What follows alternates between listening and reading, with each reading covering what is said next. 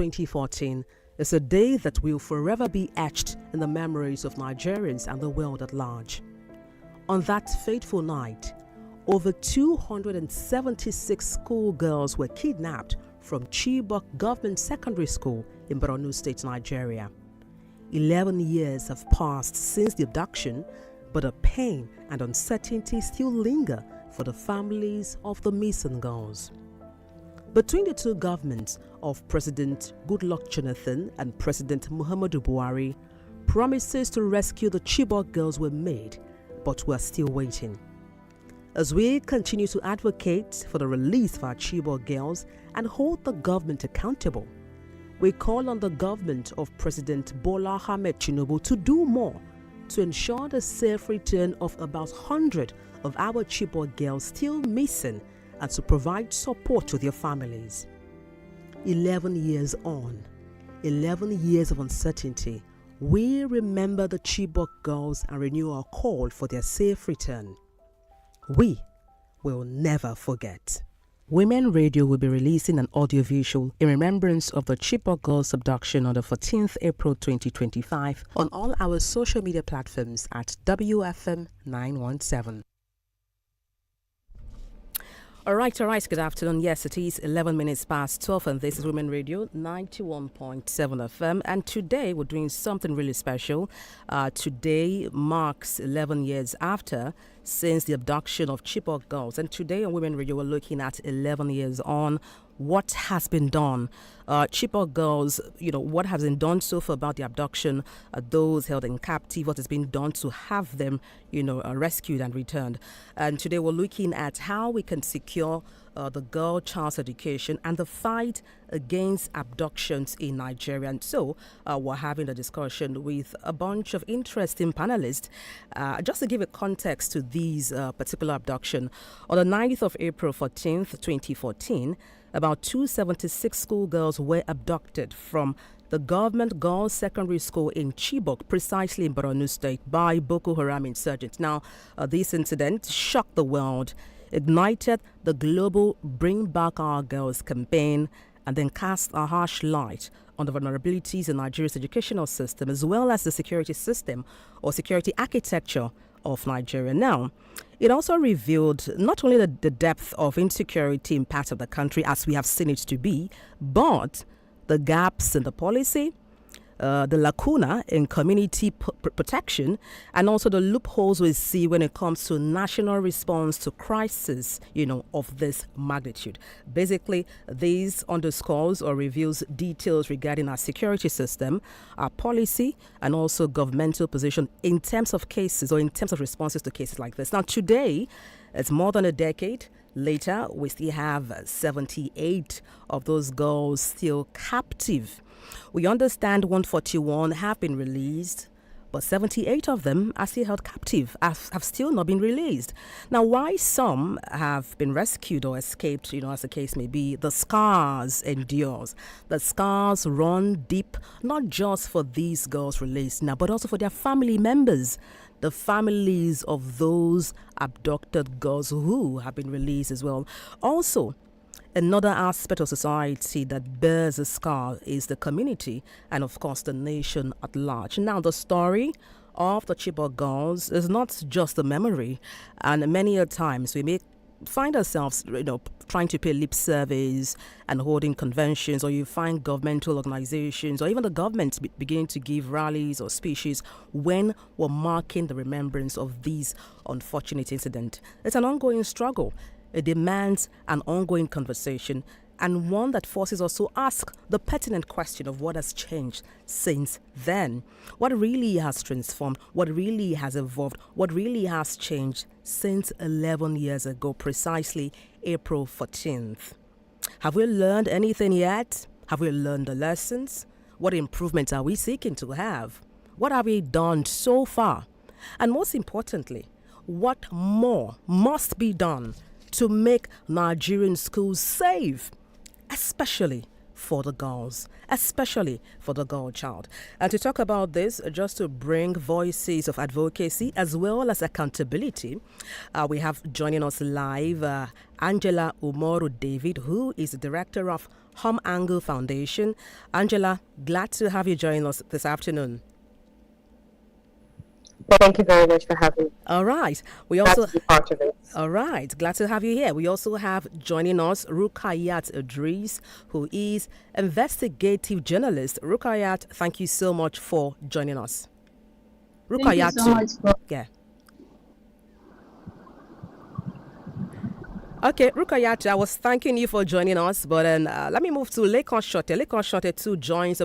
Thank you so much, Lekon Shote, who is a public affairs analyst. Lekon, glad to have you join us this afternoon. Okay. Thank you. Thanks for having me. All right. We also have joining us to talk about this pertinent issue, Angela Becker-Deremo, who is a gender advocate. Ladies and gents, thank you so much for joining me this afternoon as we x-ray this issue of the missing Chibok girls, 11 years on, 11 years after. Let me kick off with you, Angela Umoru David, like I initially referenced, who happens to be director of Home Angle Foundation. Angela, I want to once again thank you for making our time to join us. You have been close to the front lines, I should say, when it comes to conflict reporting. The Chibok abduction was more than a headline. Let me speak to you about what you see being the enduring effect of these unfortunate incidents. And then I'm looking at it based on your, investigations. What are the lasting impacts or effects of this abduction, that's the Chibok abduction, on the families and also the community at large? Thank you very much for that question, and thank you once again for having me as part of it, or having Human Angle as part of it. So as you have rightly mentioned, Human Angle, especially our newsroom, Human Angle Media, has been at the forefront of conflict reporting in the last few years, in the last 5 years. And Human Angle Foundation, the sister organization that I am director of, we have been complementing the efforts of Human Angle Media's investigations and accountability reporting with advocacy.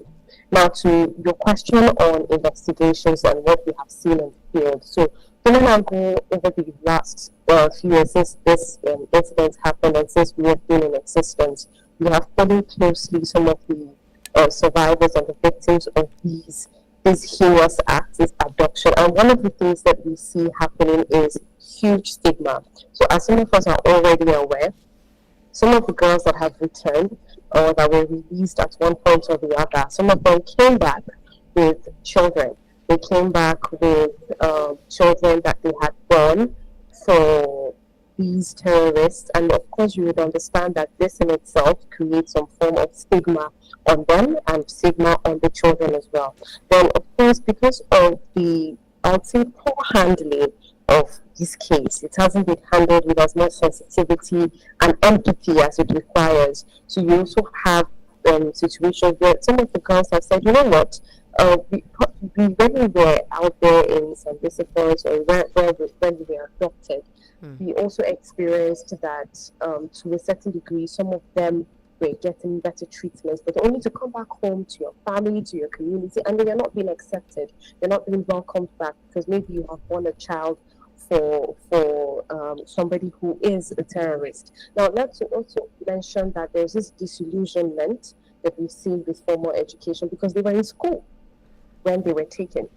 So there's a connection that's being formed that, okay, with formal education. So some of the girls have even opted to say, you know what, I do not want to further my studies, and that's something that Human Angle Media has reported on extensively. And as I wrap up my response to this question, another thing is even the stereotyping of the community itself. And I think if we were to do a poll of 10 people and say, when you hear the name or the community Chibok, what is the first thing that comes to your mind? You think about the abduction. If there's any other thing like the culture or the heritage of this community, that is not at the forefront of the conversation. So this is one lasting impact that we see as it has to do with the community, as it has to do with the girls, as it has to do with their families, and of course the ripple effects that we see in some of these girls not being interested in going back to school and so many other things really. Thank you. All right, if you just tuned into this Woman Radio 91.7, we're talking about Chibok girls' abduction. Today is 11 years after. In case you're wondering, my name is Adebola Adedwe. I'm talking to a bunch of seasoned analysts I have with me to speak on this matter. Director of Human Angle, Angela Umoro David. I also have Lekon Shote, who is a public affairs analyst. We also have joining us this afternoon, Rukayat Idris, an investigative journalist, as well as Angela Bekedaremo, all to speak to us, who happens to be a gender advocate. And feel free to reach us on the lines to give us your thought as we x-ray the issues lingering with respect to the remaining Chibok girls, still in captivity. You can call us on 07000 917 917 or 9155 917 917. You can do well as a female to call on 0800 1235 917. If you'd like to send a text message or a WhatsApp message, that's fine. You can do that on 08155 917 917 07031 756 537. And like I referenced earlier on, we're just looking basically at 11 years after, 11 years on. Yes, these unfortunate incident happened, 11 years ago, precisely April 14th, 2014, where, as was reported, we had 276 schoolgirls being abducted from a particular government girls' secondary school in Chibok in Borno State by Boko Haram insurgents. That news, that very shocking, devastating news, made the headlines across Nigeria and beyond Nigeria. And then it ignited one very popular campaign, which is the hashtag Bring Back Our Girls. And these, sort of cast a light on the issues regarding the educational system as well as the security of our systems in Nigeria, and also revealed in a deeper level how we respond really as a country, as a security officers, as even the government of Nigeria, how they respond to such issue like this, which I like to term as a national crisis, as an issue of national concern. Angela, you spoke regarding investigation regarding this particular issue. Let me stay with you before I move to my other guests. I want to find out from you, what lessons, in hindsight, do you think there has been any lessons so far learned from this Chibok tragedy? Do you think we have seen any improvement whatsoever? You spoke regarding how we cast or how certain insurgent cast aspersion on Western education. Do you think there has been any improvement whatsoever regarding how we secure schools, particularly in the northeastern parts of Nigeria? Thank you again for that question. So while I want to say, or I wish I could say confidently that there has been improvement, to a certain degree, there is a huge room for improvement. Because I say this because you would think that after the incident happened, as with the Chibok girls in 2014, that it wouldn't happen again. But it did multiple times. Dapchi happened. The abduction of the Dapchi girls happened in 2018. The Birin Yauri girls from KB State were abducted as well in 2021. And then we also had the one that happened in Kaduna State with the boys that were abducted, I think, alongside one teacher in 2024, just last year. So to answer your question on has there been an improvement, I have just cited, 3-4 examples that have happened after that one. I think that in itself says a lot on whether or not there has been an improvement. So you would think that by now we should have said, okay, how can we protect schools, especially the ones in rural communities, because they're the ones that are most vulnerable. But we haven't seen that level of prioritization. And then it just comes back to the administrations and the government and the state actors that we have. What level of priority have they placed on formal education? And if there was such priority, it would reflect in the amount of budgetary allocations, it would reflect in the level of security that is also being placed in some of these schools that are vulnerable, and we haven't exactly seen that. Well, historically, we understand or know Borno State to be among the lowest female literacy rates or schools, or I should say state, even before the insurgency. Looking at the trauma of the Chibok abduction, further entrenching cultural fears around girls' education in that part of the country. Many parents withdrew their daughters from schools fearing a repeated abduction incident. We've had gender advocates, who now face the dual task of rebuilding trust and also promoting resilience through education. Let me come to Lekon Shote. Let me get your perspective. Lekon Shote, let's look at it on a national level. The Chibok tragedy should have spurred policy reform at the national level. Let me get your perspective of what you think was done or not done so far in regard to this, looking at if there were any change, any fundamental change in our national security and even educational policy.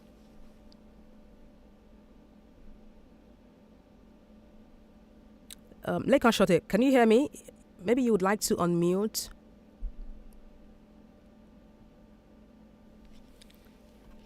Lekon Shote, if you can hear me, we can barely hear you. While we wait for you to, Yeah. Okay, great. Yeah. Go ahead. Can you hear me? Yes, I can hear you. Go ahead. Yeah, my voice may be breaking because I had a stressful weekend. That's but your okay. question is this. The answer to your question is this. See, it's embarrassing that at Nigeria's premier, most prestigious military school, kidnappers went there to kidnap a major inside Nigeria's most prestigious military school. And then, about sometime last month or so, a retired general of the Nigerian army was kidnapped. Serving generals as well as retired generals put down money to get him out, to pay ransom.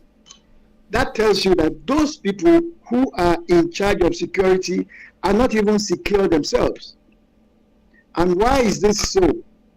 Maybe you recall in 2015, 2016, just when President Buhari became our head of state, our president in 2015 or 2016, so much money that had been voted for military to buy military equipment, arms and ammunition, was diverted into the private pockets of generals.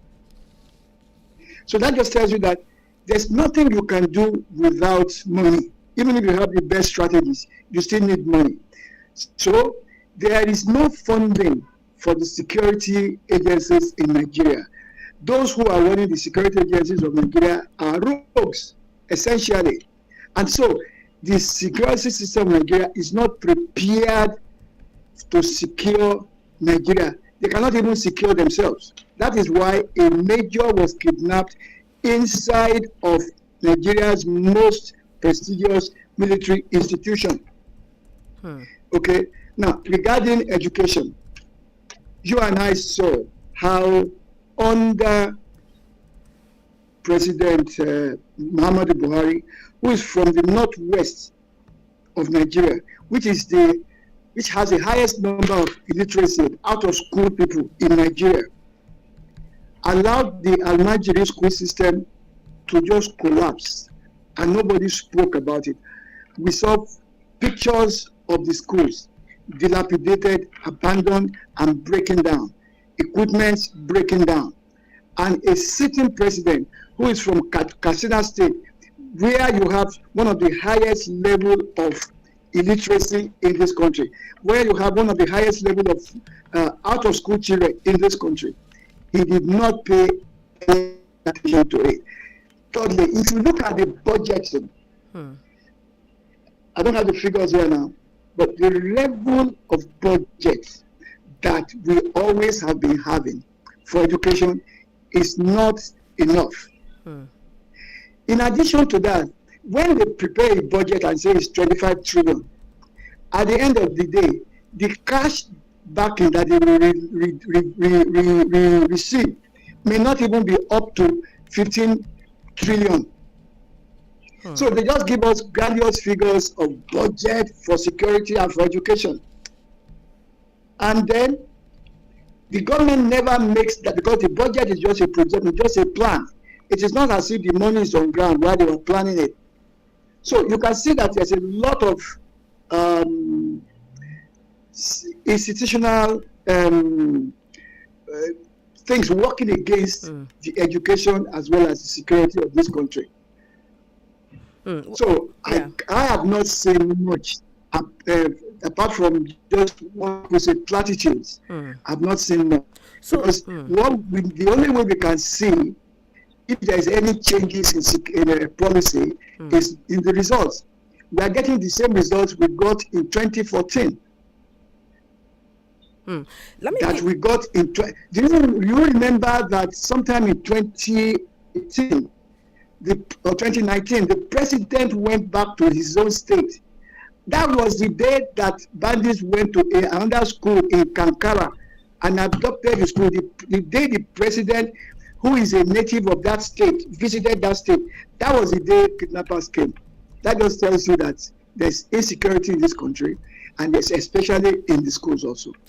And then I find out on my travels in the north.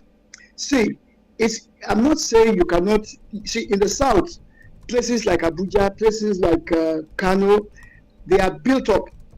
You are not likely to have that regularity of abductions in built up cities.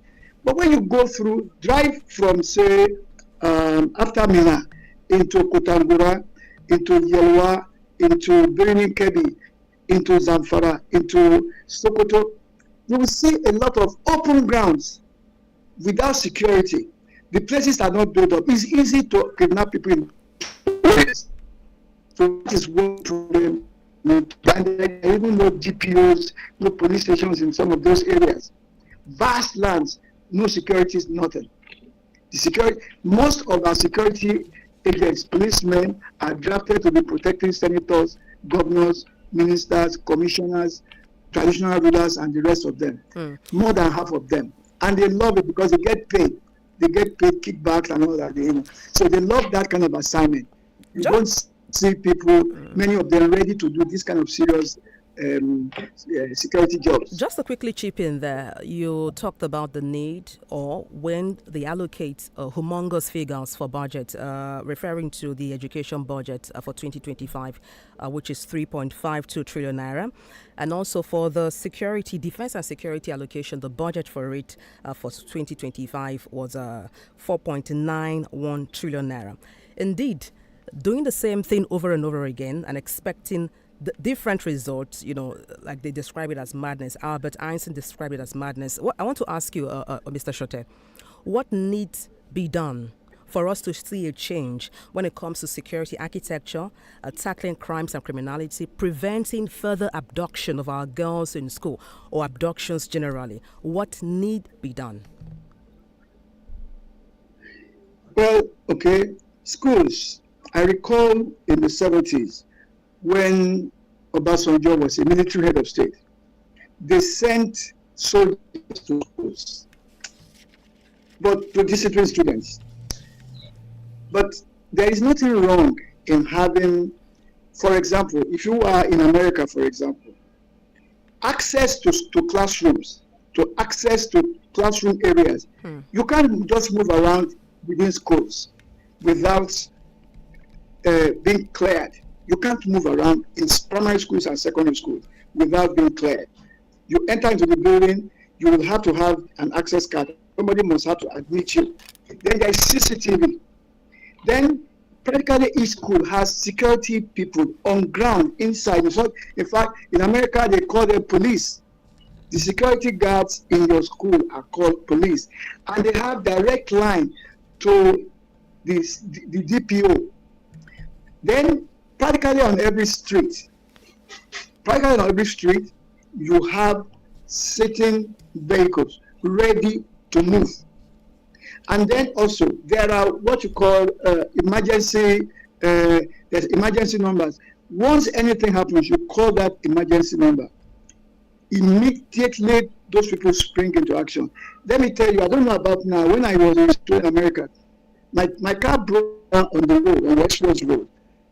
And I was confused. Somebody said, just walk over. There was a pole on the express road, and I saw a red phone. I only lifted that phone. Before even talking, they said, where are you? I said, I'm at social. They said, wait. They sent a vehicle to come and tow me out of that place. Right inside of what you might call the boondocks in the bush. In the night, they send somebody to come and pick me up.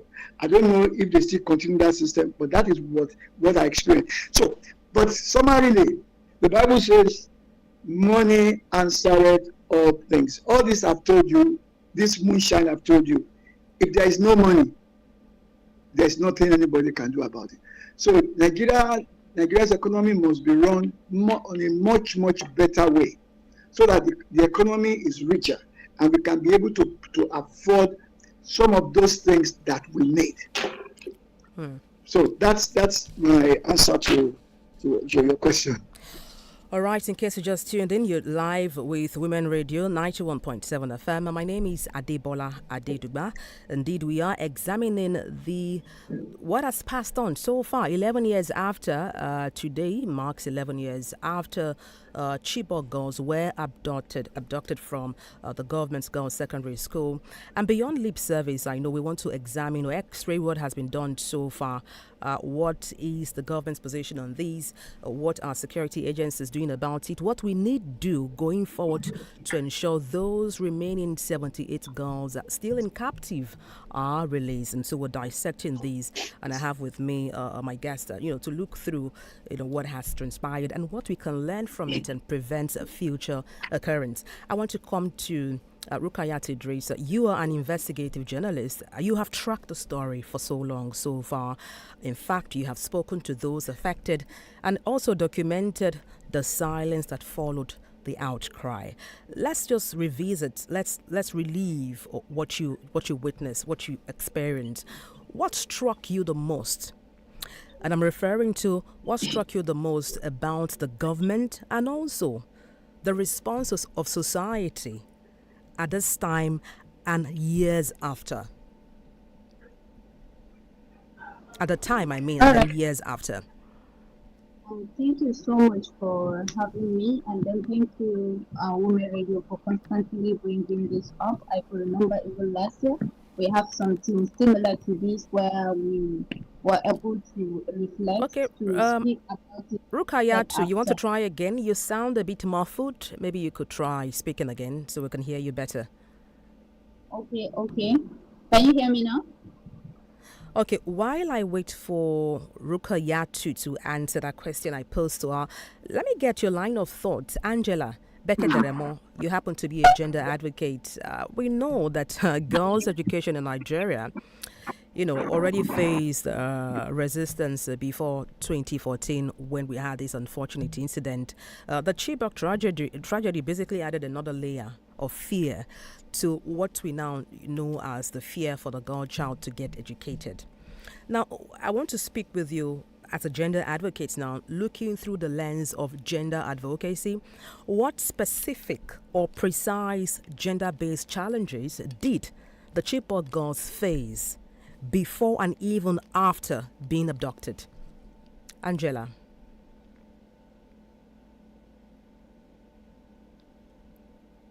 Angela, did you get my question? Okay, Angela, if you can hear me, try to unmute your device so we can have a better conversation or communication. Oh, sorry, I had no unmute. Sorry, I just unmute now. Sorry. Good afternoon. Can you hear me? I can hear you, though it's disconnecting a bit, but I'll take it again. I was asking you as a gender advocate. Okay. Yes, I was asking you as a gender advocate. You often look at issues or through the lens as a gender advocate. We're looking at this particular issue, which is the Chibok tragedy. And I was asking you to share with us what specific or precise challenges, gender-based challenges now you observed or experienced or witnessed during the Chibok girls' abduction, when it happened, and even after the abduction. Okay, thank you. So, specific Okay. gender. We cannot hear. Can we hear Angela? Oh, okay. You can hear me? Wow, it's strange if you cannot hear me. I can hear you. Go ahead, Angela. We can hear you live and direct. Go ahead. Okay. So, specific gender issues that were faced. Is it before or after? Which one should I focus on? Should I focus on before or should I focus on after? You can take both, actually. Start with before. The gender Okay, based, so yes. before the biases are systemic. Okay. Girls, children, they are not allowed to go to school. Harmful cultural traditional practices, servitude culture. So it took years to advocate for education for the girl child, which UNICEF advocated for a very long time in this country. And I was fortunate to be part of that from my undergraduate days when we say yes for the girl child, give the girl child that quality education. She has the right, because oftentimes girl children are dropped off schools to say, okay, you at the end of the day, you're going to end up in the kitchen. There is no need. Even families who want to send their girl children to school, when because of economic challenges, they might drop the girl off and like send the boy child to school, looking at the boy like heir apparent to that family. So these were the common challenges, as in girls that were sent to school, they were seen like, how would I say, like outcast. But some family braced to sheep, they begin to embrace girl child education in the north. I happen to serve in the north, years back in the north, in a class of 63. I will tell you, three were just girls. And out of those three girls, two are southerners, just one northerners. So let's now move to 2014 when we had that Chibok issues. So education is being embraced by the north for the girl children. And if you see northern girls that are educated, you'll be wow, they are very, very intelligent and very sound. You'll be amazed to say, are you a northerner? So now having that Chibok experience, this was like a setback of 1,000 years effort. So society and communities clap back at those families that their girls were educated to say, so we told you not to send your girls to school. If they were at home, they would have been safe, they would have been secure. So like, why are you sending them? These girls face sexual and gender-based sexual and exploitation, as in harassment and stuff. They were forced to become wives. They were forced to become mothers that they did not bargain for. All this was a huge setback. Even the ones that were released, you would think that they were going to be supported, they were going to be loved. They were labeled, they were stigmatized. They were seen like outcasts. They were labeled Boko Haram wives, so which was overwhelming, and the family was dealing with shame and reproach. Rather than see these girls as survivors, some of them were so stigmatized that some of them even go through, were experiencing trauma. So all these are issues, as in that we in the humanitarian field, we are trying to combat today, and through psychosocial support, through psychological first aid, trying to empower these girls to say, look, you are not the bad ones here. You are not, yes, you have gone through this very harrowing experience, but do not let this situation win you. You can come out as survivors, equipping them with resilient skills. So, and right now, is taxing, is challenging, because families are being caught in between to say,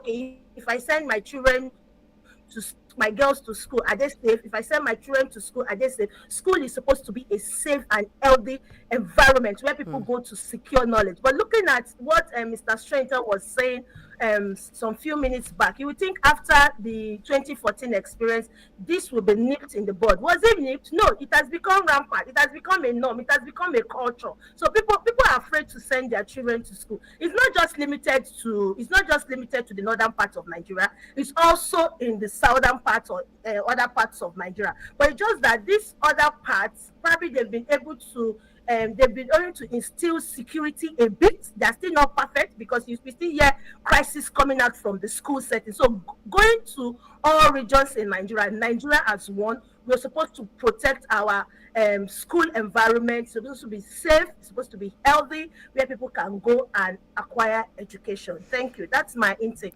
That's my input for now. Well, I want to speak further regarding, you talked about the need for us to reduce or to eliminate, I should say, the culture of stigma when it comes to a post-abduction like this, where the girls find themselves in certain environment.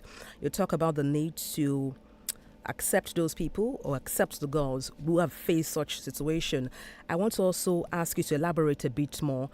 What kind of community-led support system are needed to encourage girls return to school in post-abductions environments like Chibok. I recall when a number of those girls were released, the government faced criticisms from the people, from the masses, as regards how they held back the girls, or how they held back, the girls from meeting with their parents. They kept them in government custody, and people began to raise eyebrows as to why they were kept long before being reunited with their family members. What would you say, moving ahead, lessons learned in hindsight? We're not praying for a repeat of history, but if we were to rewrite history, if we were to do better, how could we have done better in terms of community-led support system for such girls abducted years released, and also to encourage them to return to post-abduction environments like Chibok, return to school in environments like Chibok? Okay, I would say number one, it has to be community ownership. So you have to do sensitization in that community. You have to educate the people.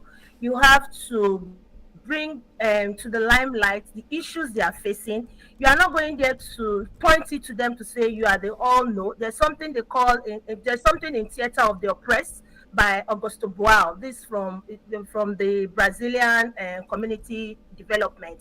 So you go into the community. There's what they call the inside out approach. So you get key stakeholders from the gatekeepers, the people that will take you into the community leaders, different stakeholders, both high and low in that community. You bring them into the town hall meeting to say, this is the problem that we have. So you give them that enlightenment. So you address their needs. So what are their felt needs? They're going to post out the issues post the abduction, what they've experienced. They will post out their issues. You are not imposing yours, because you are not a resident of that community. You don't know how the community functions. So they give you their issues to say, these are our felt needs. Then you pose it to them to get, how are we going to tackle this? They're going to generate answers, come with ideas. With that, they are taking ownership of their problem to say, we are going to safeguard our communities. We are going to protect our girls. Even those that have survived this issue, we are also going to protect them and provide safe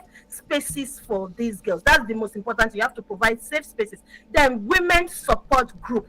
Then girls girls support group. So the women, the mothers that are affected, so you give them the education, because even a mother could be tired. Imagine you having a survivor and it's overwhelming for both mother and child. If that mother is not enlightened, she might even be the one triggering the trauma in that child. So, but if the mother is educated in inverted comma, I don't mean formal education. If the mother has been taken through the process to say, these are the phases your child has gone through, you have to support them. You have to understand their triggers. You have to understand their meltdown. You have to understand their high moments. So, how do you support? Are you an enabler to say, okay, for them to progress, or you are the one pulling down their progression? So that's one aside. So women group has to come together, understand and see how they can support themselves that have gone through that trauma, and how they can also protect their children, how to create safe spaces. Then even in the girls' own personal group. So how do you look at yourself as a survivor? That resilience, how do you create it? When it becomes overwhelming, who are you going to talk to? And the most important thing, everybody is a key actor in these interventions, and everybody takes ownership. But if you just go there and hold a town hall meeting, go with your players and you do your thing, and they're not really involved, by the time you are out of that place, they say it's government thing, it's none of our business. But if you make them the frontliners of that intervention, safeguarding and protecting, creative safe spaces for their family, not just the girls, their family, everyone in that community, even when you are not there, everybody is watching, everybody is looking at. Like, I am also an addiction specialist. When I'm entering my clothes and I perceive cannabis in the air, I call the community chairman and say, look, there's some people smoking at the entrance of our street. You have to do something. That's community responsibility. That's ownership. So that's how this thing works. So if you have taken the community, everyone has come together in that town hall meeting to say, we are responsible for ourselves. You will see everybody is watching. When you see someone that is not supposed to be within the school premises, you are raising an eyebrow, you're raising that alarm to say, what are you doing here? I've been noticing this particular group. You are calling attention. Community is responsible for themselves. So, but everybody goes to sleep and says, none of my business. this problem will continue to persist. Thank you. It is 11 minutes to 1, and the station is Women Radio 91.7. My name is Adebola Adedba. Today marks 11 years since abduction of Chibok, of the girls who were in a government secondary school in Borno State. And we're basically looking at 11 years after. Women Radio is looking at what has been done, what needs to be done in terms of rescuing the remaining abducted girls. And I have with me a group of seasoned analysts to help me x-ray this issue, looking at 11 years on what the government needs to do, what we as the people need to do in terms of advocacy. Not just during the Remembrance Day, but then has to be a daily thing, a daily mantra, a daily consciousness of knowing that the girl child has a right to education without fear in any part of the country. I have my guests with me. I have Angela Omoro David, Director of Human Angle Foundation. I have joining us live as well, Rukayato Idris, who is an investigative journalist. Lekon Shorty is also here, a public affairs analyst, as well as Angela Beke Deremo, who is a gender advocate. I want to come to you, Angela. Rukayat now. I know you've tracked the story for so long and, of course, spoken to those affected and also documented the silence that followed this outcry, how the public reacted to these, how the government reacted to these from the past governments of Goodluck Jonathan, Muhammadu Buhari, now in office, President Bola Ahmed Tinubu. Help us understand what you witnessed firsthand while tracking the story. What struck you most about the government and also the response of society at that time, 14 years ago, April 14th precisely, 2014, and what strikes you still 11 years after? Rukayatu. All right, thank you so much. I don't know if you can you hear me now? I can hear you. Go ahead, Rukayatu. I can hear you. We can hear you. Right. Yes. So I would like to start by thanking Women Radio Center for constantly following up with this. I could remember when it was the decade anniversary as well. They hold something similar, which is quite commendable. And then I think it is a point where I can start because that is where exactly the remaining sectors are lacking in terms of response to addressing these issues. I know definitely we have witnessed other incidents similar to this with the Dapchi girls abduction, the Kankara boys and all that. But then when the Chibok incident happened, I can say specifically from the government side, there is this lack of urgency in terms of response. When we speak about the government side in this aspect, specifically since it is something that is related to conflict, something that is related to security issue, we know we are referring to the security agencies, specifically the military. 2014, I must remember that it is the peak of the Boko Haram insurgency here in the northeastern part of the country, specifically for Borno State, because it started around 2008, 2009. So the most terrible aspect of it for us in this part of the country is that 2014, 15, and then 16. These are 3 good years that we would forever remember. And then it happens that it was in 2014 that the incident, the terrible abduction of the Chibok girls happened. So I spoke about lack of urgency because immediately when the incident happened, there is this confusion about the number of girls. Some people come out to claim, and even the military from their end claiming that most of the girl has escaped, and then the remaining ones have been rescued by the military, while it's not. I've seen this morning there are a lot of media houses, including the Human Angle. Thank goodness one of their directors are here.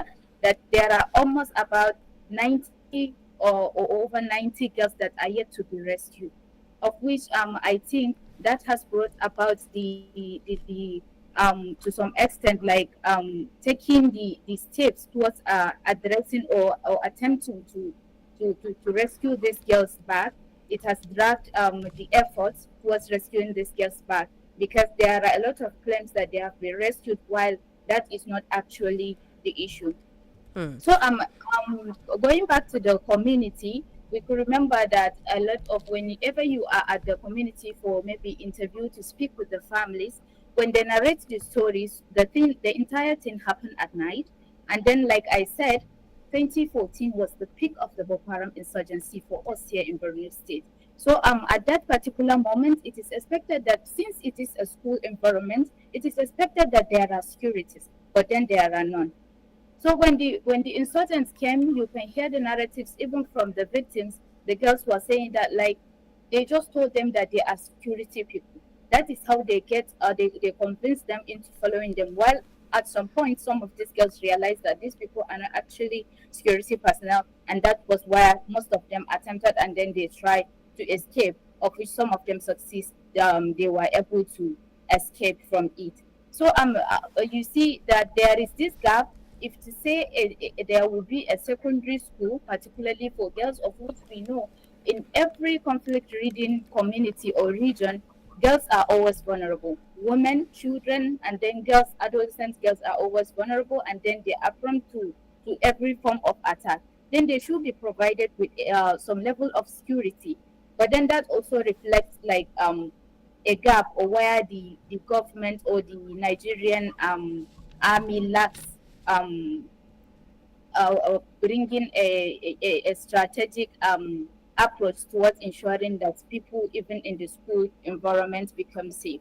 Okay, so from the in subsequent years, during the negotiation phase, because we have experienced something that was where exactly the government at the federal, at the state level have made a lot of promises to Nigerians that they are making efforts to ensure that they rescue the girls that are still in captive. In that stage, we can see how the government become like so reactive rather than being proactive, and that led to a lot of parents, advocates group to lose interest, to lose faith in the government that yes, these people are going to truly, yes, they are going to make the effort to ensure the safe return of these girls. So from the societal side, or people, Nigerians as a whole, I must say that there are a lot of commendable effort. Okay. For the Chibok community, I think there is this their first response to it, which is something I think if at all the Nigerian military has put similar effort when that thing happened, maybe some of these girls would have been rescued. Immediately, these people like mobilize some people. You know how village people from the rural communities can be. They can be courageous. They can be very bold. They are not too afraid when the incident happens. They try following, like tracking where exactly these people took their daughters to. Of which this particular aspect of their effort, I can say it has not been captured. It is something that yes, we know that they do it for the sake of their daughters, but then they want the recognition because that was bold. For you to know that definitely this is someone that is fully armed, come and abduct your daughters, and then you try to follow to see that yes, you were able to get your daughters back.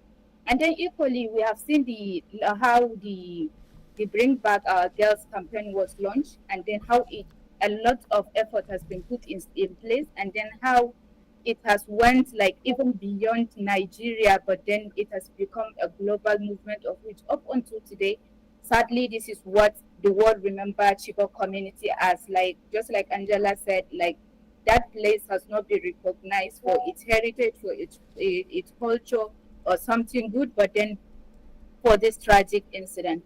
So we have also seen how national and international organizations come out to condemn the whole incident through a lot of organizations put call for action. Organizations such as UNICEF, which we know they are very deliberate about girls' education.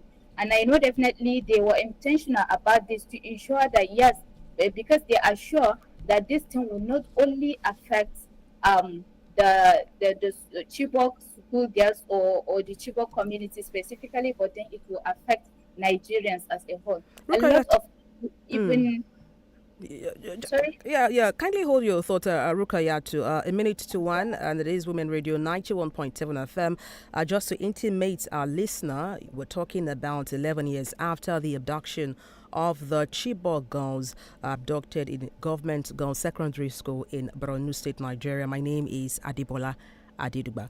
And we're underscoring this particular issue 11 years after April 14th, 2014. What has happened, what has been done, what needs to be done, the remaining girls still in captivity, how do we get them back to their families? How do we as a people, as a nation, as a country, assist in ensuring we continue to advocate for the release of the remaining girls? If you'd like to call us, that's fine. You can do that on 07000 917 or 9155 917 917. And you can also call us on the toll-free line 0800 1235 917. If you'd like to send a text or WhatsApp message, you can do that on 08155 917 917 or 7031 756 537. Let me allow you proceed with your thought, Rukayatu. I want to ask you, you are a journalist, an investigative journalist. You talked about how there was a lot of advocacy for these on the national level, on international level. You also talked about the lack of urgency you experienced or you witnessed or you observed on the part of the government. I want to talk about the media now. What gaps, because you're a journalist, I want to speak to you from that point of view. What gaps did you observe when it comes to the coverage, and not just coverage of this issue? I'm talking about follow-up beyond the day which we term as the Remembrance Day of this unfortunate incident. What did you observe or did you notice in terms of the coverage as well as follow up, the build up, of the Chibok girl story? How can the media do better? All right. So thank you for this question as well. From the, just like we have highlighted a lot of lapses from the government side, we know that definitely there are a lot of areas where the media too can do better, especially when such incidents happen. Media organizations shouldn't take it as something timely, because we know, just like, yes, you can see 11 years after now, we are still talking about this. And then we are not talking about it just because, specifically because maybe some of these girls have not been rescued yet, but then we are looking at it from the angle that, yes, it's impacting girl child education in the country. So these are things that have direct impact on the life of not the people that are directly affected by it, but then the life of other people who are around such communities, people who have witnessed such incidences. Just like I said it earlier, it has instilled a lot of fear in parents. So these are things that if the media can do it in such a way that we constantly go back to it, like we can bring in an analysis about how far like it has been before 2014 when the incident first happened, 2015, 2016, 17 to date, while other incidents or similar incidents of abduction happen. How far does that affect the effort towards ensuring girl child education in the country? And then also, we don't need to always see this as something from the perspective of the government, but then as media organization, we can see even today, if you look at most of the news that are that are out in the morning, not all the media organizations recognize that yes, this is April 14. This is the exact date when the Chibok girls have been abducted, because they no longer see it as news. So following up on such incidences will continue to bring about, will prompt the attention of the government to do better. Because we know when this incident happened, like about 3 governments have transitioned into power now. It happens exactly in Goodluck Jonathan's administration. 2015, Buhari took over.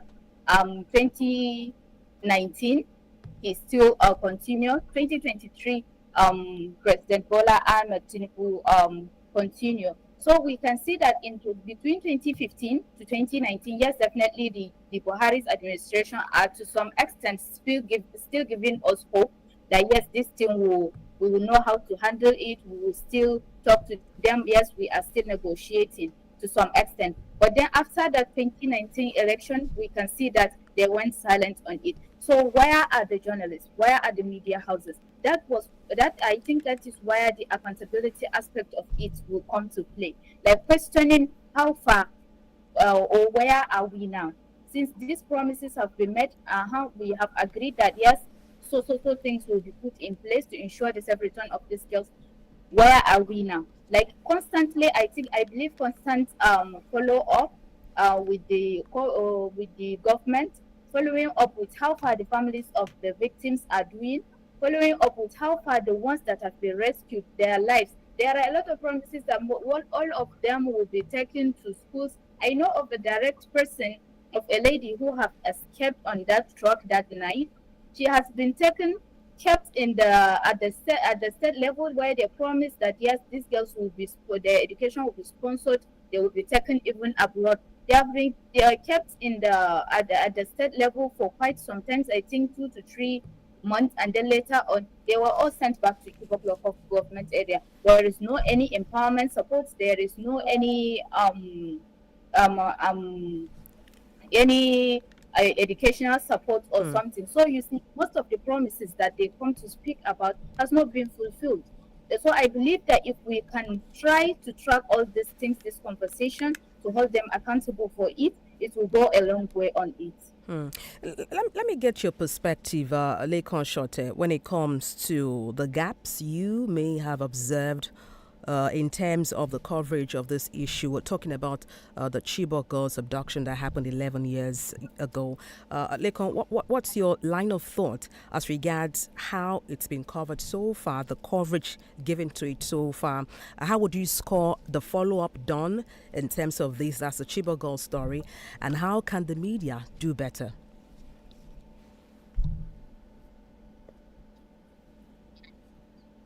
Lekon Shote, did you get my question? Yeah, sorry, I didn't unmute. Can you hear me now? I can hear you. Go ahead. Can you hear me now? Yes, we can hear you, Lekon. Go ahead.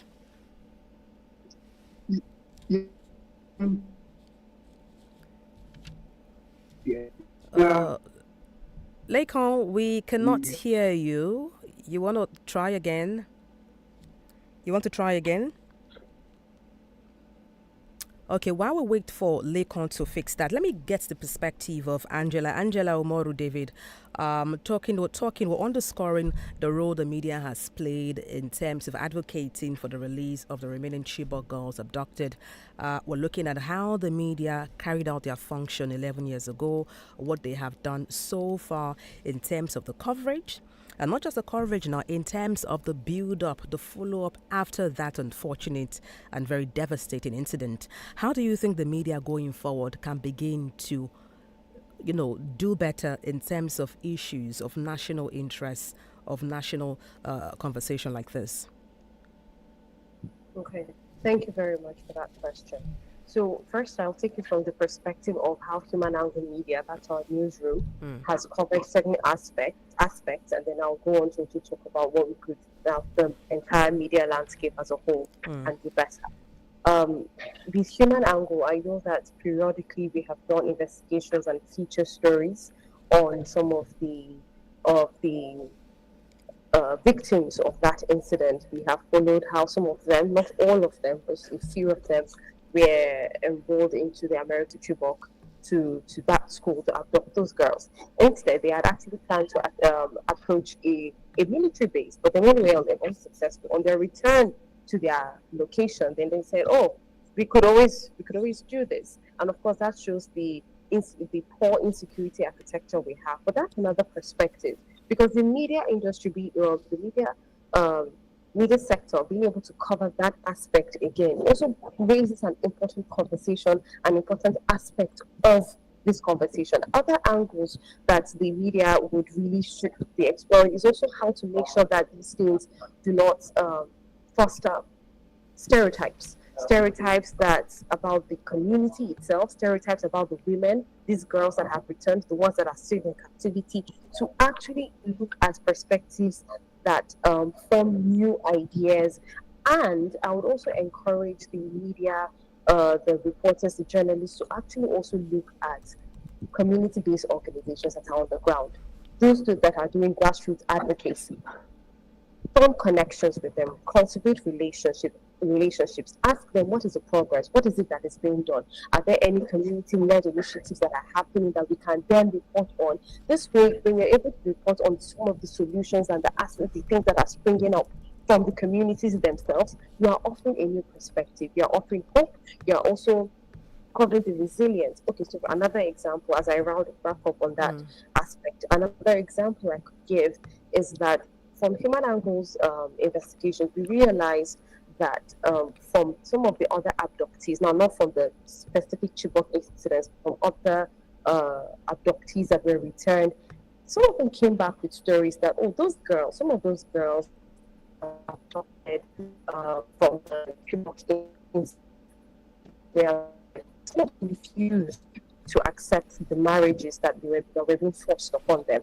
Instead, what happened was these insurgents then decided to turn them into slaves since you have refused in an attempt to break their spirit.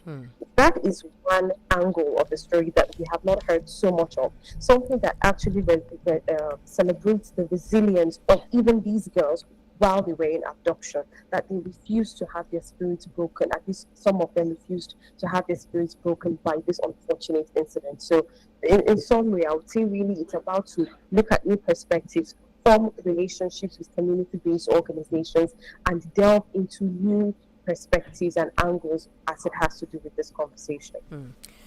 Okay, let me get the train of thought of Lekon Shote if we're having now.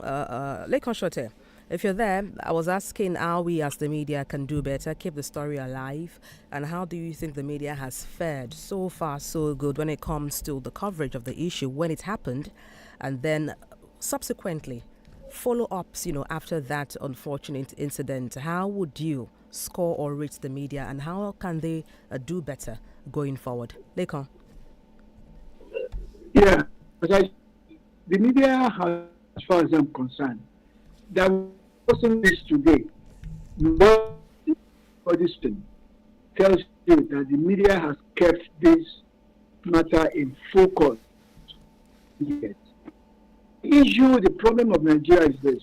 Number one is the media, the news is history in a we look for headlines, breaking news and all that. And then stories that in perspective, Okay, Lekon. Our government. Can you hear me? We were having interference initially, but proceed. Let's see if we can carry on that conversation with you. We're having a bit of obstruction there, yeah. Go ahead. Okay. It's the responsibility of government to out. Everyone is, because the government is doing that, the government issue.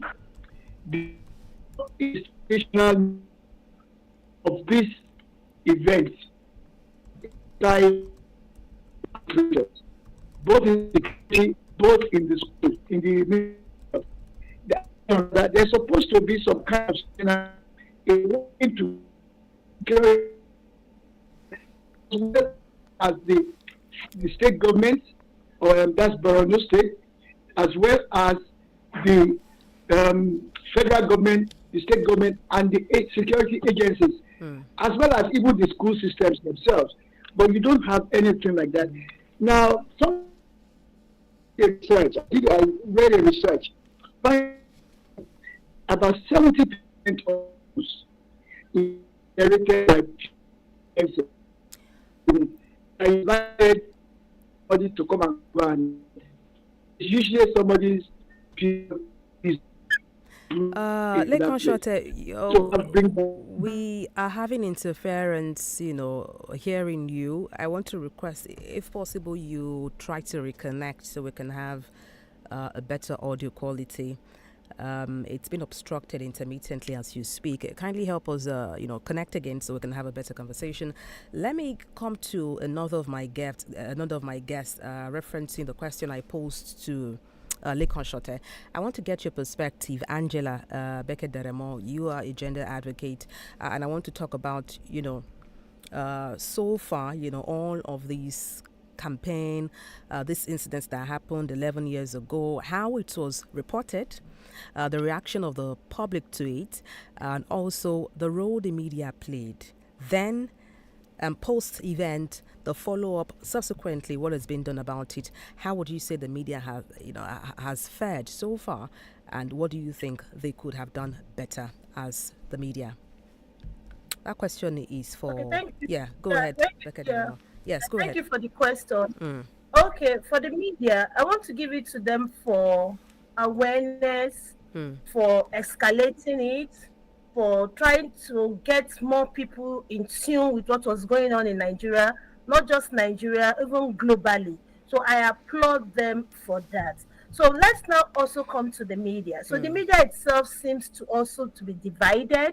There were some people, I will use modern day phrase, especially social media phrase. There were some people that were cashing out on this story. They were not really concerned about what was happening. That human angle was not there. That empathetic angle was not there. mm, They were rather that what can I make out of from this buzz, this selling hot stories. So there were lots of division even amongst the media. Like what Angela said, I was even shocked when I've read it. I've read things like that, but she speaking on it this afternoon, there was an insight to it. They didn't even talk about people that survived. They didn't talk about the resiliency of people that stood up to their values and their beliefs to say, "Oh, I won't let go of this because of this." They didn't even celebrate those people. Rather, it became so political for some people that they were just this. There were a lot of sensations about the Chibok girls. Lots of sensation. Nigeria was divided in bits, and some people like it didn't happen, some like it happened. So just to this, it just that. There are lots of stories. So I want to give credit to the media members who did their job wholeheartedly with integrity, bringing out the story, bringing out the plight of the community, the families, the girls, and everything, and to the fact that some of these girls were rescued and some of them are still in captivity mm, today. And also what and you will now observe the shocking thing was that immediately 2015 came in, there was a new administration. You will see that that intensity of the media started winding down gradually. They were not even talking about it anymore. So it became a political tool. So when it's time to get to the people, they bring up the topic. They do something very sensational on it. They give their promises, just like Rukayat have shared. There mm, was a time that these girls were being hosted by state government with lots of promises to do this, to do that. At the end of the day, they didn't fulfill those promises. They sent some of the girls home. But we're also grateful that some of these girls also got to their peak. We know there's some got to America. They were schooling there. Some even graduated. So we salute the media for all the good work. Then let me not even bring it down to this administration that we are. I was shocked when Women Radio woke up and said you want to talk about Chibok girls. I was like, hello, where's that coming from? Because it's thinning down. People are no longer talking about it like it mm, never happened. So that's the role the media play. From 2014, it was very intense. I would say like a 90%. It goes to, let me take it now to probably 2019, 2018, it toned down a bit. mm, Let me bring it now. It's like it's winding off. So if we are beginning to go back to the conversation, this is not winch hunting, this is not fault finding, this is not blaming. Like they said, responsibility is not blame, it's not shaming, it's not condemning. It's I'm responsible for me, I'm responsible for you, I'm responsible for the conversation we are going to have here today. Everybody takes up that ownership of this plight to say, how do we resolve this? So going henceforth, the media should put all personal and selfish interests aside. Salute those that have been doing it previously. Let them keep to it and see how do we rescue these girls totally, and not just rescue them. How do we make our communities, our schools safe for our children and the future generation? And aside the Chibok girls, let's go generally Nigeria. If you followed Nigerian schools, both public, private schools, there are things that happen in schools that you'll be appalled. So we are holding all schools responsible. If children are sent to school, make school a safe and a healthy environment for our kids. Thank you. Well, just to point out also, yes, thank you very much, Angela. We at Women Radio, we've been doing advocacy for this, a long time coming now. We've been creating awareness and also, in fact, had panel discussions, regarding this particular issue. Let me get the perspective of Lekan Shote, if we have him back there. Lekan, if you can hear me, I was asking you that as a media organizations in Nigeria, how would you rate them in terms of how they carried out the story, how they broke the news, their coverage, as well as subsequently follow-ups after that incident? What ways do you think the media could have done better?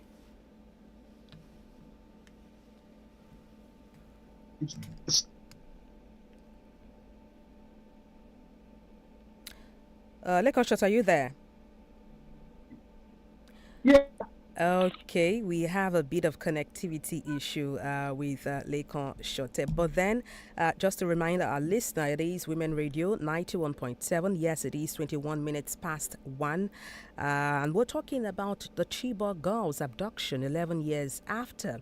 And we're just basically looking at what transpired precisely April 14th, 2014, where a whopping 276 schoolgirls were abducted, were captured, were kidnapped from Government Girls Secondary School in Chibok in Borno State by Boko Haram insurgents. And this incident indeed sent shockwaves across people in Nigeria and the world at large.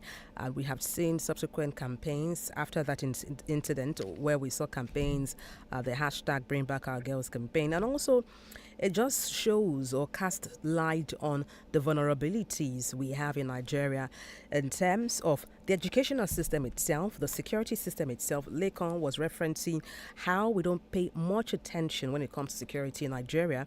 It also throws light regarding the policy in Nigeria and, of course, the community at large when it comes to protection, when it comes to community protection, and also the response at national level, even sub-national levels to crises of this magnitude. Today, indeed, it is 11 years after, and we still have some of those girls still held in captivity. Some are still missing, yet to be released.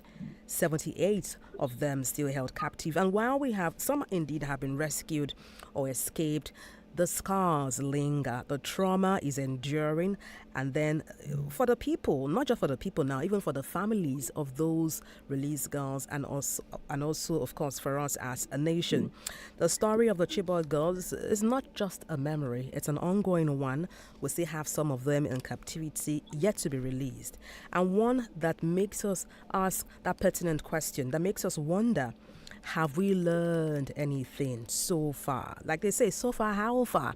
Looking back, in hindsight, like they say, what must be done to make Nigerian schools safe, especially for the girl child?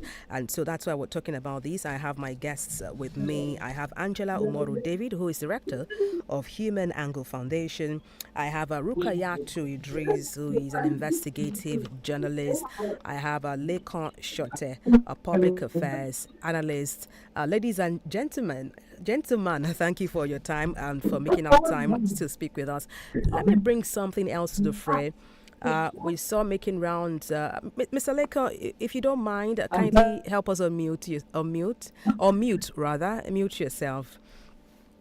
I want to bring something else to the fray. You're talking really about security or insecurity, as the case may be, when it comes to Nigeria. And yes, we are x-raying this through the lens of the abducted Chibok girls 11 years ago. Some still held in captivity. It was in the news 4 days ago where the National Security Advisor, and that's Nuhu Ribadu, was talking about the need for people not to pay ransom again to kidnappers. And I wanted to get a perspective of Lekan, if we can, or any one of our guests regarding this warning against ransom payments to terrorists or to kidnappers, particularly when it comes to abductions.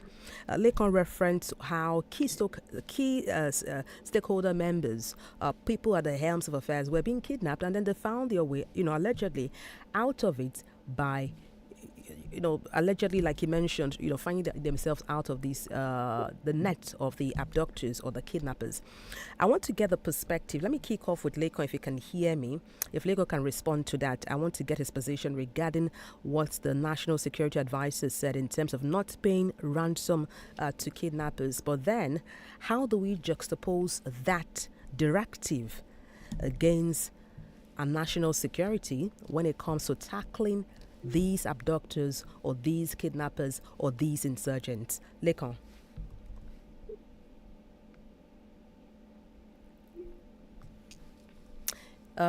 May I have Angela Becker-Deremo to react to that while we wait for Lekon's perspective on that? Okay. Yes. Thank you. Okay. Yeah. Thank you so much. I've always been of the opinion, because growing up, I read lots of James Chase novels, and that has to do with crime and kidnapping stories. And one common thing that was highlighted in those series is that you don't ever pay the ransom. You do not pay ransom to kidnappers. You act like you're going to pay. You work with them, but just like you're engaging them trying to pay, the investigators are working behind the scene. That's the law. The policemen, they're doing their work, they're doing their checks, they're doing their investigations. With this age of technology and stuff like that. So coming down to Nigeria, let's take it back to about that late 2000, early, will I say early now, about that 2012, 2011, 2009, and Nigerians were paying ransom. Or like, this is crazy. How do you pay ransom? Because they say when you pay the ransom, you even endanger the person that is kidnapped the more. So coming back to what the nurse is saying now, to say do not pay the ransom, I think it is a good idea. I think it's welcoming, but that also means that the investigators have to work harder. They have to do their job. Do Nigeria, do we have the tools to track these persons? Do we have the technological tools? When you tune to Discovery ID on a particular satellite TV, you will see that the way they unveil crime, they don't give up. They pick everything. You'll be surprised that even your phone call, they will trace it. Where did you make that call? The phone tower, where were you? The CCTV, they put all the forensic together. So as Nigeria invested in forensic enough to track all those things, because no family members want to lose their loved ones. They look at the tons of millions that you've asked for. If it's something they can generate, they don't even trust your system in the first place. So they want to rescue their loved ones. But if the NSA is now saying that do not pay the ransom, so how are they going to reassure Nigeria? How do they earn Nigerians' trust to say, trust us, I've got this? Like I said, I'm a clinical social worker. When I'm working with people, my client sees that, okay, if I go to her, I'm going to get value for this. I'm going to come out better. But if I'm the kind of person that oftentimes when I work with persons in their maladjustment and they become more deteriorated, they don't get well adjusted in society and start functioning properly, no matter what I say, nobody will listen to me. So let the law enforcers now, the law enforcement agencies, let them win Nigerian trust to say, trust us. You've given us this. You have this job. We've been trained. We can tackle. So when we start hearing cases of, oh, this person was kidnapped and the ransom being paid, and the kidnappers were apprehended, and they're taken to to court, and justice served. I don't think if you tell Nigerians not to pay ransom, they will not listen to you. They will definitely listen to you because they've seen your expertise, they've seen your work, they know what you can do, they can trust you. But if it's the other way around and you tell Nigerians not to pay ransom, nobody will listen to you. They will we rescue our own ourselves. You cannot help us. You cannot help us. Nobody is trusting you. So that's my take for that. So if they say do not pay ransom, let them do their job effectively, efficiently. Let's see results. Let's see the result, not just talk. They say talk is cheap. Let's see the results that you have done. There was an insight that was given by Mr. Lekon Sheto at the beginning of this program. to say they kidnap in a military setting. You get? So if you can kidnap in that kind of setting, is it my own community setting that I only have a gate man? Is it me that is safe where you have barricade and everything? They went there, they carry out their operations and they left. So talk is cheap. They have to do more to earn Nigerian trust to say we can safeguard, we can protect Nigeria, and we've got security. Thank you. Thank you very much for your insights. Let me get the perspective of Rukayat Idris. Rukayat, would you like to react or respond to what Angela has said? Also, looking at really is the comment made by the National Security Advisor when it comes to ransom payments, saying that people should not, they warned against payments of ransom to terrorists or kidnappers. But then the question is, when we have such directive, being given, how do we juxtapose that against our national security, the security architecture we have in Nigeria? What do you make of that, Rukayatu? All right. I must say that I don't have much to say on this.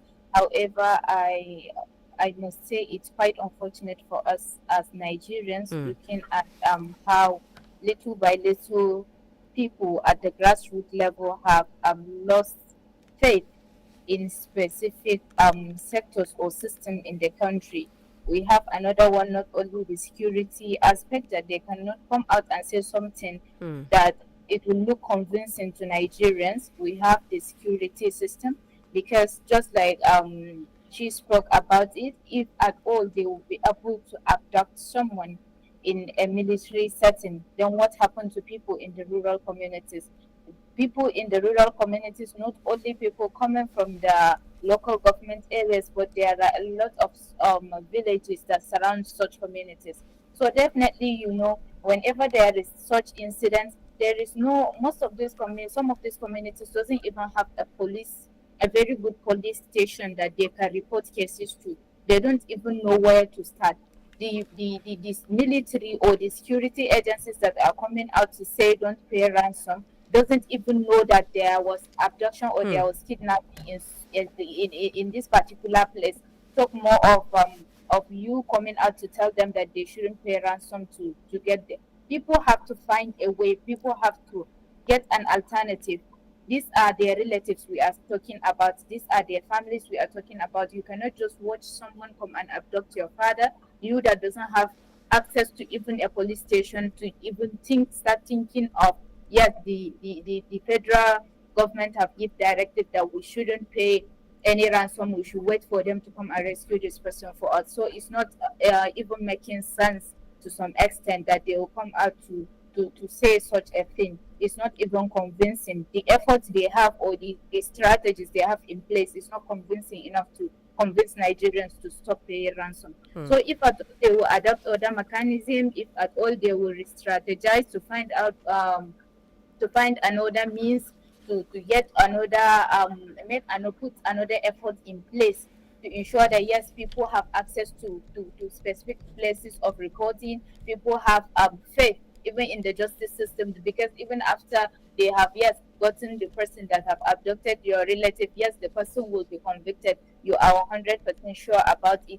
Then if they would be able to bring back that faith in among Nigerians, then definitely people will start to listen to them. But then to every other person, he just come out and say it, and then we just look at it on the news as just like people look at other things.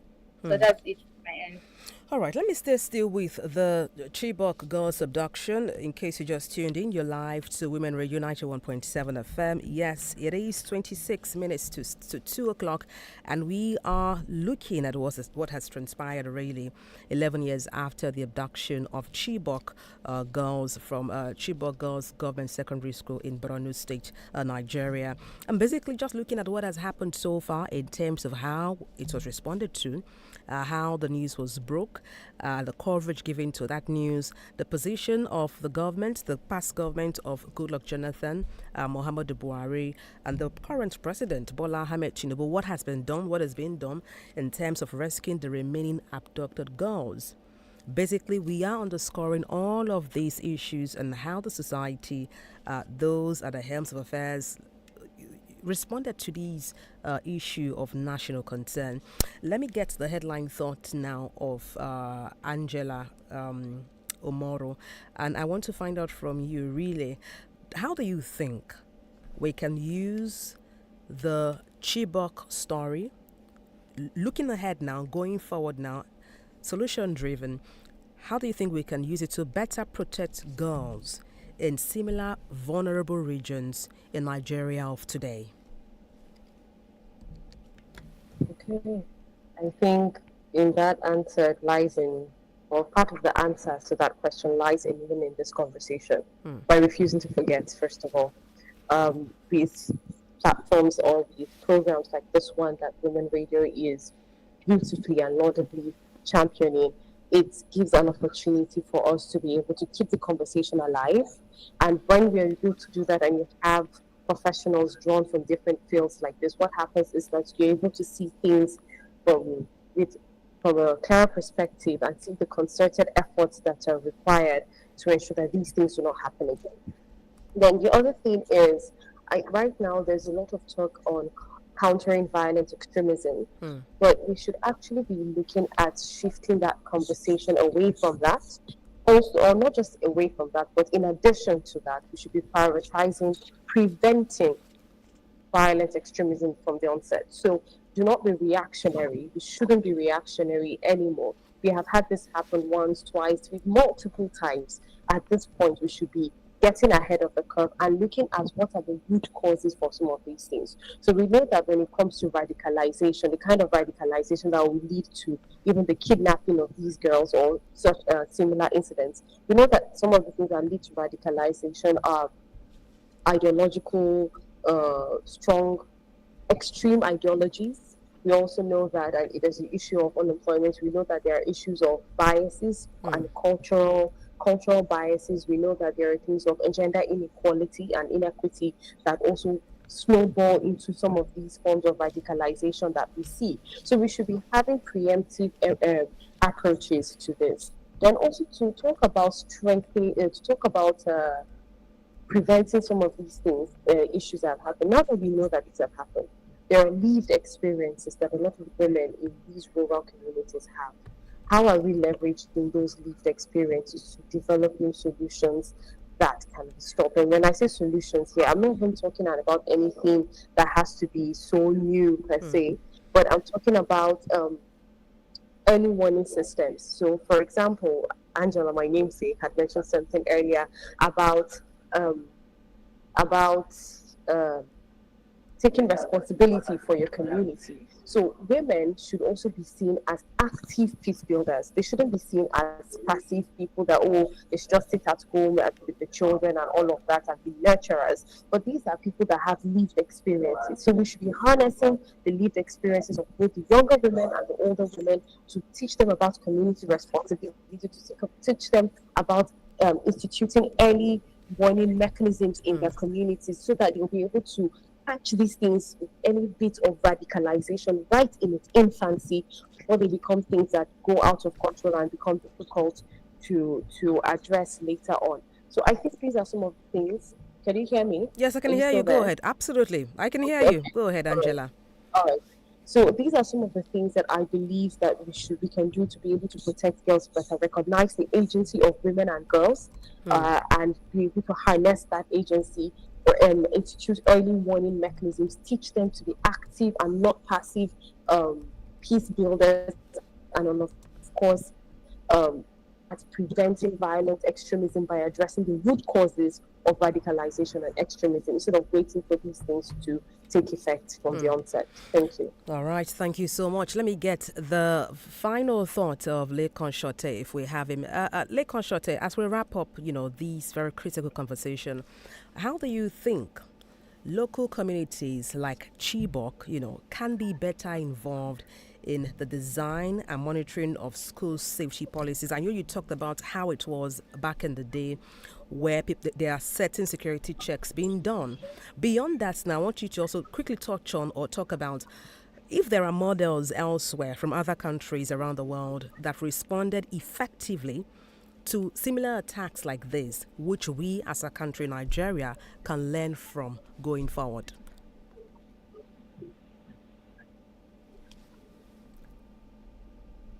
Lekon, did you get my question to you? Hear me now? Yes, I can Can you hear hear you. me now? Yes, absolutely, we can hear Can you you. hear me now? I can. Lekon, we can hear you. Did you get the Can you question? hear me? Okay, I can hear you, Lekon. Ye- Did you get the question to Yes, you? but Go ahead. Lekon, if you can hear me, quickly proceed as we wrap up. Okay, let me get the final thoughts of Angela Becker Deremo as we wrap up in closing. What do you think we can learn from other countries with respect to similar attacks being carried out around the world? What can Nigeria as a country learn forward? Angela Omoro talked about the need for us to be responsive, preventive measures being put in place and not necessarily reacting to issues like these where we have an abduction case of girls. She talked about preventive mechanisms being put in place. So checkmate any of these occurrence. What do you think we can do going forward? How can we prevent such occurrence? And what can we even learn as a lesson from other countries when it comes to responding effectively to similar attacks in schools in Nigeria, particularly regarding the girl child? Yeah, I want to take it from an angle, the responsive angle. Okay? Like I always share with people, Mm, you don't have to be reactive all the time, but mm, always be proactive. That's my slogan. So we'll take it to education. So mm. education is freedom. Education for all is one of the SDGs goal. And we also take that ownership, like I said earlier. You have to sensitize the people. You have to enlighten the people to say this is it, this is how we expect to protect ourselves. Then safe school for us, our children, our kids that we send to school. If the schools are not safe, why are we sending our children? Are we sending them to go and endanger their lives? That brings us down to policy. We know policy is the law. So do we have the policy in place that checkmates all this that no one is breaching these policies? And what security have we put in check? As in, you have to put security in check to safeguard schools and to safeguard the children. So, and we keep running with the campaign. We keep running with the campaign. Like, it was shocking to realize that even people that survived Chibok were being stigmatized. They were experiencing trauma. No, these are survivors. These are not victims. We should celebrate them rather than make life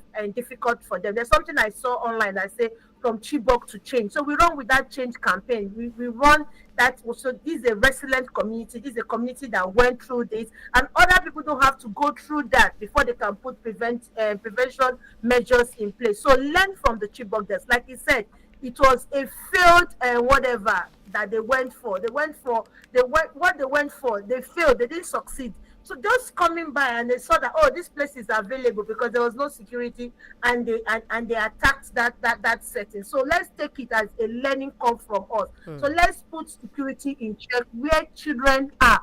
It's not necessary as in millions. Just simple check. And once they see that there's security in place, I'm telling you, they might even think that, oh, there is more that meets the eye because there's a barricade that is barricading them rather than then just walk free and have a field day. So this brings us back to our schools. How safe are our schools? Are our schools safe?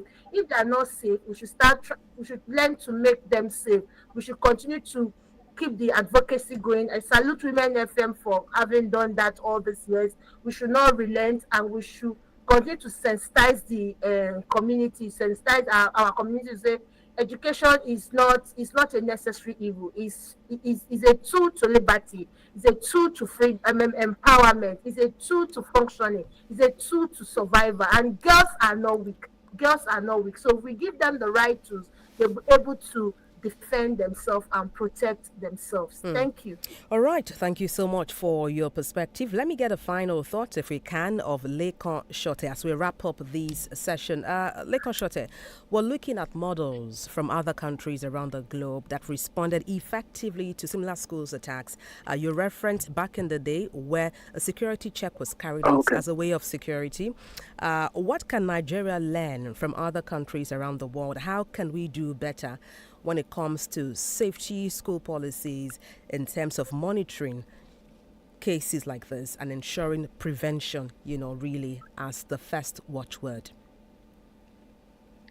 Yeah, it's very simple. As I said earlier on, you need to have security within school premises, and the security agents within those schools should have links to the police, direct telephone, links or internet links with certain the nearest security agencies.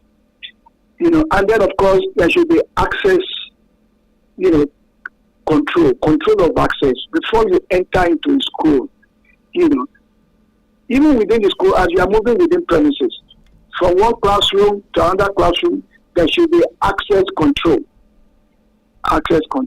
And then maybe it is time for us to now deal with the issue of what you call the big elephant in the room. Because we have been playing around in this discussion with the issue of, well, let's involve the local communities.